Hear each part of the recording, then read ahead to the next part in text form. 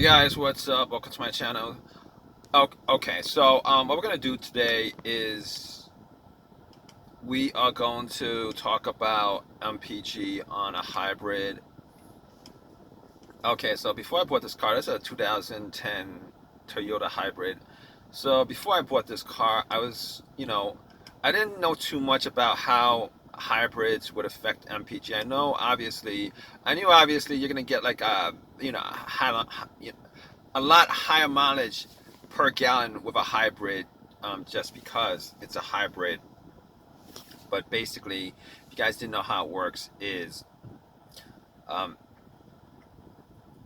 if your hybrid is idling, for the most part, if you're idling, well, if you're staying still, if your car is not, on the road, most of the time it's going to be the battery that's going to be, it's going to be your engine's not going to be on. Okay, your engine's not going to be on. All right. The only time your engine comes on is if your battery is low. Then it'll switch on.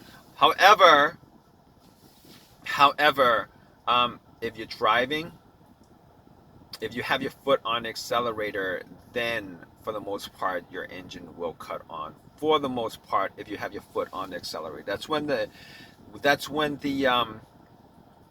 gas engine cuts on. So before I bought this hybrid, I assumed, it was my assumption that, you know the battery propels the car. The battery propels the car until the battery gets depleted. Then the engine would come on, charge it up. It'll drive on the gas. It'll charge it up, and then once it charges up to a certain amount, it'll just drive on the battery, which is not the case. If you guys assume that, that's not the case. All right. If you're going above a certain speed, like 5 miles per hour or something like that, okay, for the most part, if you have your foot on the accelerator, your engine will cut on. All right, will cut on. Like if you're at a stop or whatever, obviously your foot's not on the accelerator. It's gonna be it's gonna be the engine's gonna be off, and it's gonna be the battery that powers everything else in your car. Likewise, if you're parked, unless your battery is depleted, then the engine's not gonna cut on, unless you have your heat on. Well, yeah, unless you have your heat on, but it kind of depends. If it goes below the temperature that you set on, then it'll come on, because obviously the heating system, off these cars, off this car in particular, uh, runs off the radiator temperature. But let's talk about MPG on this. So basically, every time I fill up gas, the MPG kind of, every time I fill gas, actually, the MPG resets itself. All right, the average MPG per mile resets itself. All right, readings that'll give you,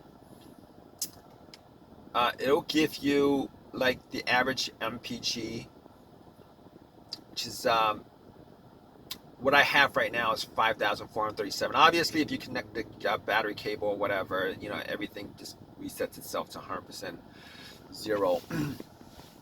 But here's the thing about it: your MPG reading will go down if your car is parked and it's parked for a while.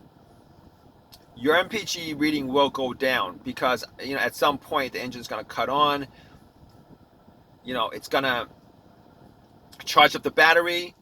You're not going anywhere, so your MPG will, if you like park for a while, whatever, you go to the park and you park it for an hour, you're on your phone for an hour, as some people do. Or if you're at a mall and you're waiting for somebody, and you're in the car, and your car is on for like 30 minutes or whatever, and or you're working, and it whatever that you're doing, your car's gotta be parked until whatever it is that you're doing needs to be, you get done or whatever. Your car's gonna be parked, and the MPG is gonna go down.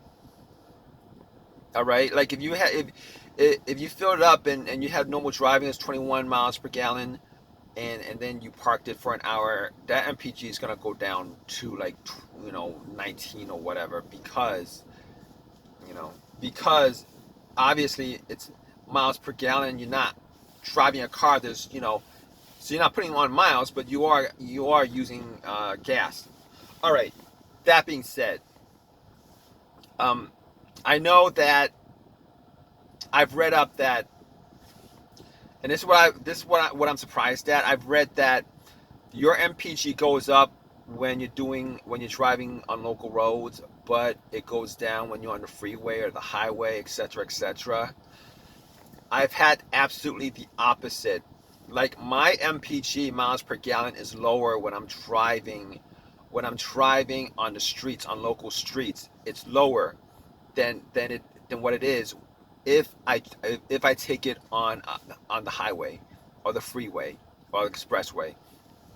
Like I get the best MPG when when I'm driving like 50, 60 miles per hour. I get the best MPG. That's when the engine is running all the time.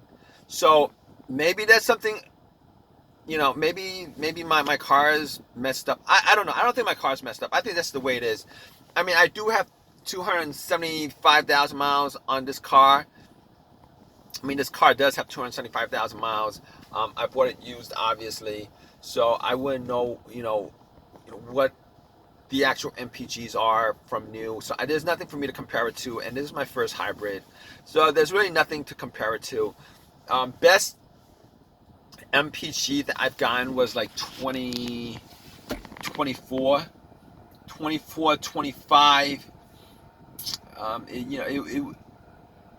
Before I did my time belt change, it was around 26 or whatever.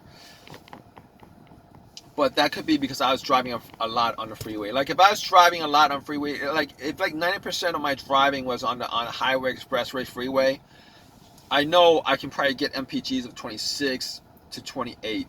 If that's all, if I was going from here to California, I'm pretty sure my MPG would be around 28, 26, right around the area. But because I'm parked a lot, and then I'm on my phone, and because I drive on the local streets a lot, that MPG hasn't been above 21, 22, which is all right. Now, this is a 6-cylinder vehicle, and I do drive a lot, so I get about 4 to 5 days before I have to fill up gas on this car. 4 or 5 days, which is not bad. I mean, I had a Honda Element before, and that thing was a guzzler on gas, and I had to fill it up once every 3 days, 2.5 days. It was ridiculous for the amount for the amount of driving that I do. Now, I did change the oil from 5W20 to OW20. I did notice that the best mileage I did get was when I had like OW20 oil in the engine. So I went back to that. I don't know if it makes a difference. I don't know if it's me. I don't know if that makes a hell of a difference or not. But I changed it up. Hopefully it does, and I get like an extra day before I have to fill up the gas tank. But as far as MPG is concerned, it kind of varies. On this car, MPG supposedly is supposed to be 28, max 28, lower 25s, 25 to 28 or something like that. I personally have not been getting that, but then again, I do drive my cars on local streets a lot, and I do park my car but have the car on, and I'm on my phone for a lot, so that might be the reason why my MPG isn't up there. But when I first got this car, my MPG was averaging around 22, 23. 22, 23. But if I recall then, I was driving quite a bit. I was driving quite a bit and driving quite a bit on the freeway, which I haven't been doing now. So, but if I went back to the driving pattern that I was doing when I first got this car, I'm pretty sure my MPG would be pretty much similar to what I was getting. But I'm not happy with the MPG on this car. It's decent. I mean, I would obviously I would like the MPG to be a lot higher, but it's not bad. Also, on top of that, I am not sure if the MPG on the display actually correlates to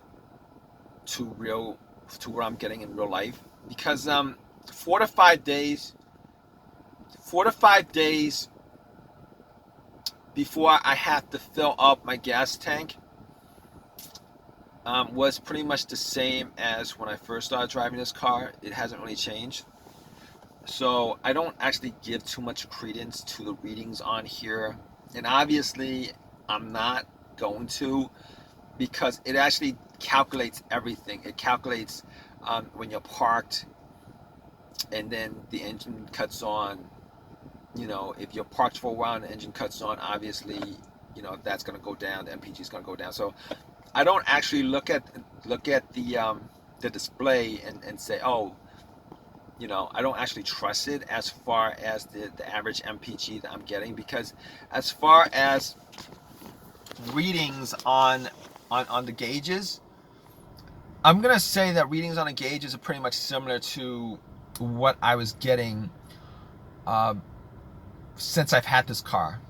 I mean, if I had to do a reading on every single fill up that I've had versus every time I drive until it's almost empty and then, you know, I have to fill it up, it's pretty much similar. It's pretty much similar, but the MPG on the display doesn't actually, you know, it's off by maybe like 3 or 4 miles. So maybe like 3 miles. So basically what I'm saying is it's kind of hard to figure out the exact MPG that you're getting, the maxed out MPG that you're getting with a hybrid because of that. I mean, you could figure out the average MPG on a gas engine car, because the engine's always on, you know. So, but if you guys enjoyed this video, please give me a thumbs up, please subscribe, and please, guys, have any comments, please leave your comments, guys. All right, take care.